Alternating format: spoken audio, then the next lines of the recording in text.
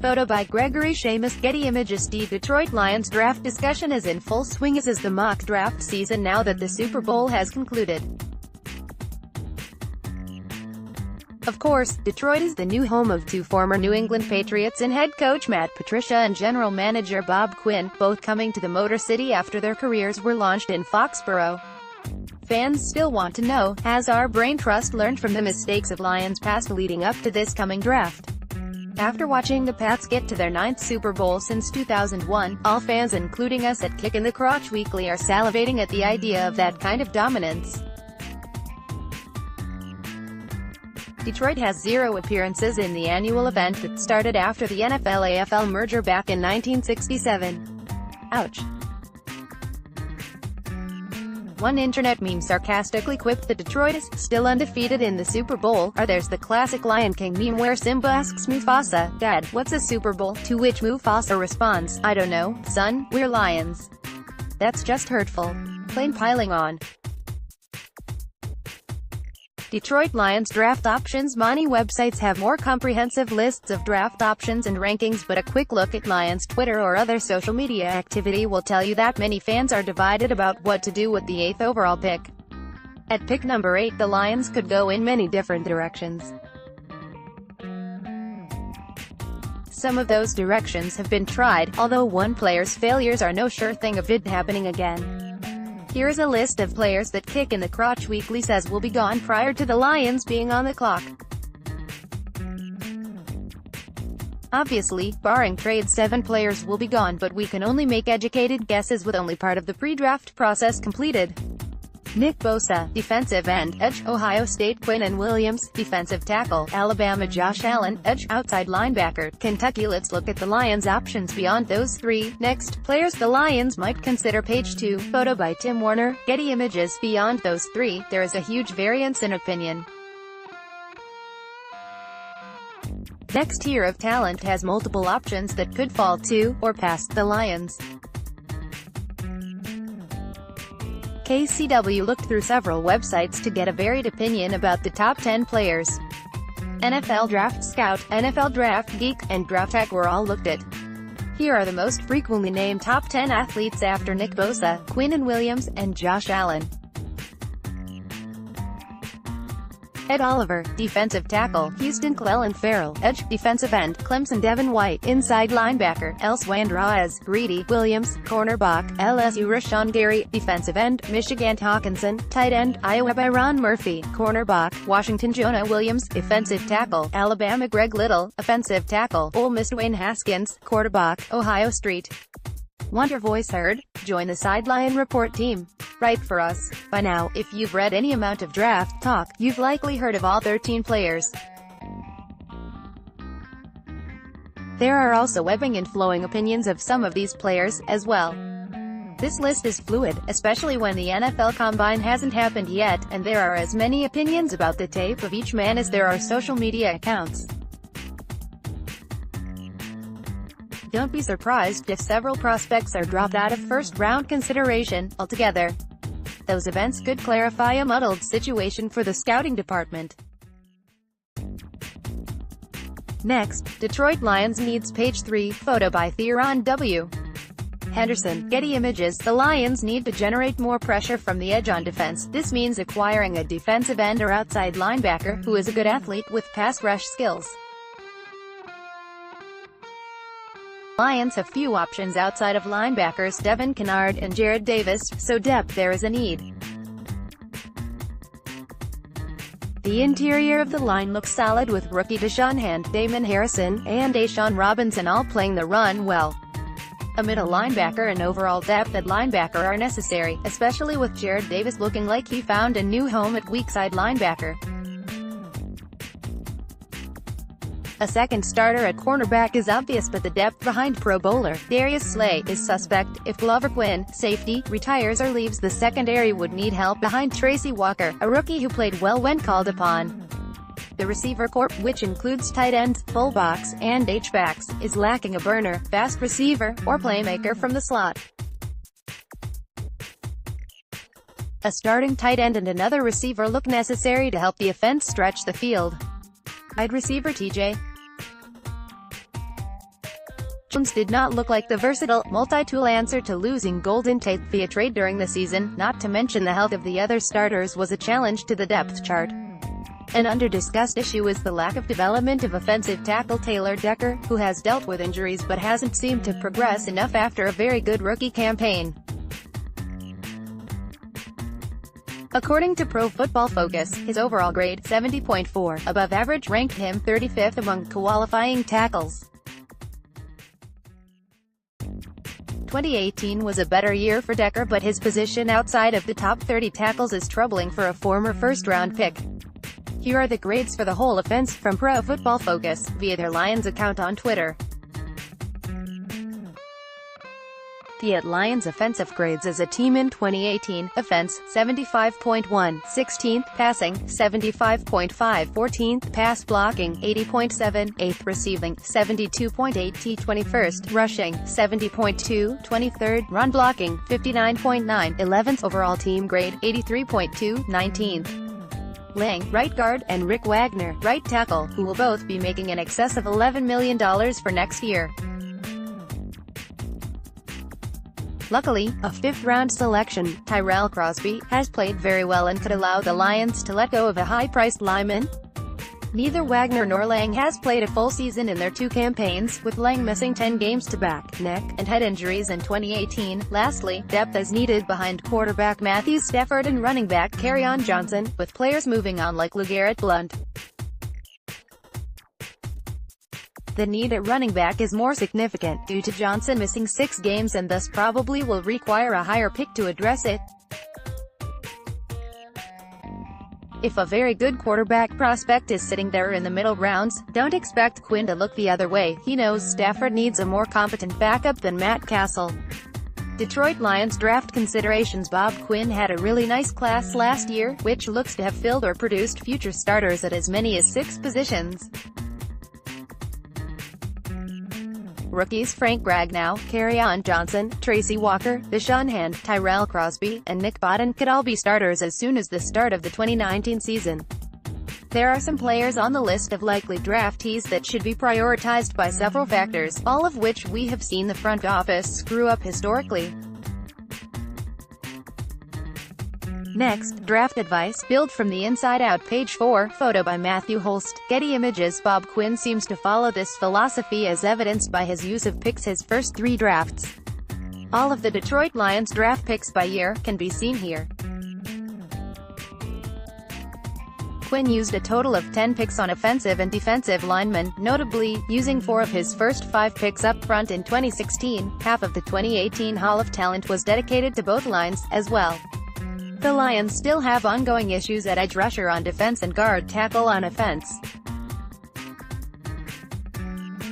meaning that until these needs are met, perimeter players like receivers and defensive backs should be put on the back burner unless there is just no good option at a certain pick. For instance, selecting Eric Ebron over Aaron Donald, we had a significant need up front but chose a tight end whose ball skills were developing but who had plus athleticism, running a 4.6 at 250 pounds. This former Hawkeye tight end would feel like deja vu if selected in the top 10. T.J. Hockenson, tight end, Iowa, 6'4", 250, 4.77, 49 receptions, 760 yards, 6 TDs. More from Sideline Report. Looking at the short list of prospects we will probably choose from, T.J. Hockenson, the tight end from Iowa, seems like a luxury pick. He won the Mackey Award for the best college tight end and does fill a hole in the lineup. It would be easy to say that he fits the inside-out philosophy since tight ends often line up next to the rest of the offensive line. Hockenson is a redshirt sophomore who has prototype size and is already a pretty good blocker. As a receiver, he had a solid year catching passes. His experience is limited to 2 seasons where he was a primary target for just 1. Not only that, but the part of a tight end's value as a receiver is demonstrated by their foot speed, which for Hockenson is very average at just under a 4.8 40-yard dash. The best tight ends run close to wide receiver speed, in the 4.5 to 4.6 range. combined with the needs at defensive end and the need to replace older, expensive offensive linemen, Hockenson would probably best be left for someone else who only needs a versatile tight end to finish their offense, which is not the Detroit Lions. The caveat is that he hasn't been to the NFL Combine yet, and if his speed is significantly better than estimated, his stock could increase. That shouldn't get him drafted by Bob Quinn, but the GM heart wants what the GM heart wants. Next, draft advice: don't reach when better value and depth are available. Page 5, photo by Bob Levy, Getty Images, cornerback, LSU, 6'2", 185, 4.508 inches, 71 career tackles. Stats are Greedy Williams was an early fan favorite to land in Detroit due to the need at our other cornerback spot. Williams is from a school that has turned out a bunch of quality defensive backs, too. At times, Williams has been a lockdown cover man who possesses the size and athleticism that warrants a top 10 pick. Why is he probably a guy to pass on? Again, here's a player who fills a need. The Lions have been vulnerable via the pass for a long time because they haven't found a running mate for Pro Bowler Darius Slay. However, this is a player who's shown a propensity to be lazy tackling opponents, and whom many have questioned his ability to stay on the field, especially at the next level. Not only the possible red flags for effort and durability, but cornerbacks take a few years to be highly effective. The Lions front office swears that Detroit is ready to win now, and many members of the core of the team are in their prime winning years now. Waiting 3 years for your first-round pick to be up to speed is costly. A big issue here is, this was also an issue with Hockenson. If you look at the depth of the position in the draft, the Lions should be able to find cornerback or tight end talent later that is of better value. Few cornerbacks are drafted in the top 10 for a reason. Usually, those reasons are elite ball skills, elite speed and burst, strength, vertical jump, and super flexible hips that allow a cover man to react and stay with elite wide receivers. The Lions shouldn't overdraft a guy just because they have a big hole to fill when they can draft and develop a couple of prospects. This is an area where KCW expects Quinn to sign another player, honestly. It makes the most sense to go after a cover corner in free agency who can start while you develop a rookie or two behind that guy. It's highly likely that a rookie isn't a starter right away, so taking a player that high at a position with a steep learning curve makes less sense. At best, if the player is talented enough, you let him learn on the job. Coaches will live with mistakes to the extent that a rookie is the best player or option at any given position. Receivers and cornerbacks are often developing for several years while flashing big potential from time to time. Next, draft advice: understand how expensive the skill set you need is. Page 6, photo by Jonathan Bachman, Getty Images, inside linebacker, LSU, 6'0", 240, 4.6, 286 career tackles, 28.5 career TFLs, 8.5 career sacks. White has a good study in restraint and understanding the value of a pick, like the 8th overall that the Detroit Lions have in the upcoming draft.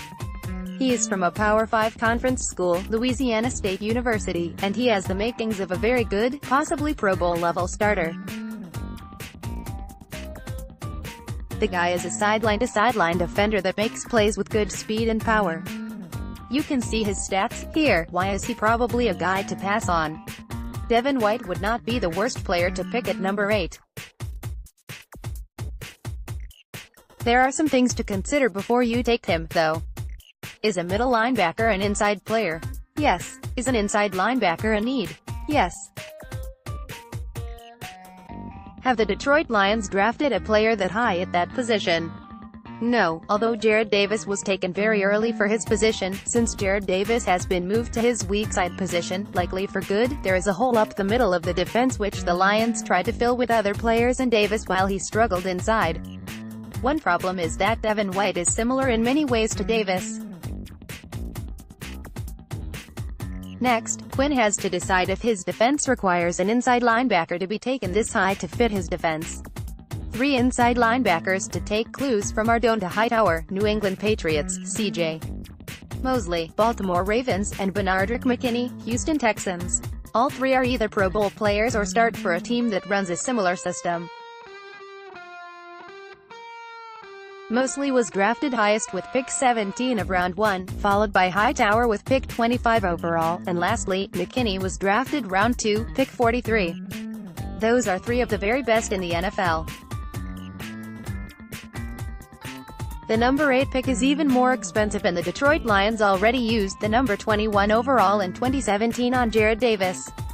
In general, the best athletes at inside linebacker have to cover tight ends, or the middle of the field in coverage, and stop the run. They tend to be stout defenders, not requiring the best athleticism of all. Linebackers are edge players but good short area burst and strength to get through blocks and traffic. White compares very well to those players in his frame, athletic ability, speed, etc. But he is not superior in any way, so why spend such a high pick on essentially the same commodity? From looking at what other teams have given up for elite inside linebackers, the Detroit Lions could trade down and get someone of his caliber plus more picks if they want to fill their Mike linebacker position. Next, Detroit Lions 2019 NFL Draft 7-round mock 3.0 summary of our advice. Alright, so to review, continue to build from the inside out. The Lions win games and you have to be strong up the middle. Fill those needs first, unless you can't get value from a player that's available. Don't reach to fill a hole, especially when there's depth at the position that could be gotten later that would still fill your needs. Understand the cost of the skill set you need and don't forget the value of the pick you have. Players who violate these basic rules ought to only be drafted if they are exceptions due to being sure Pro Bowl talent. Otherwise, the Lions are not in a position to draft luxury players. What other players would repeat the mistakes of the Detroit Lions past if they were drafted in 2019? Follow KCW on Twitter at CoachKirk@McKirk2 for more Lions, Detroit and Michigan sports, plus some other random content. Keep the faith, one pride. For more grades, advanced statistics and more at Pro Football Focus, subscribe to PFF's Edge or Elite subscriptions at ProFootballFocus.com.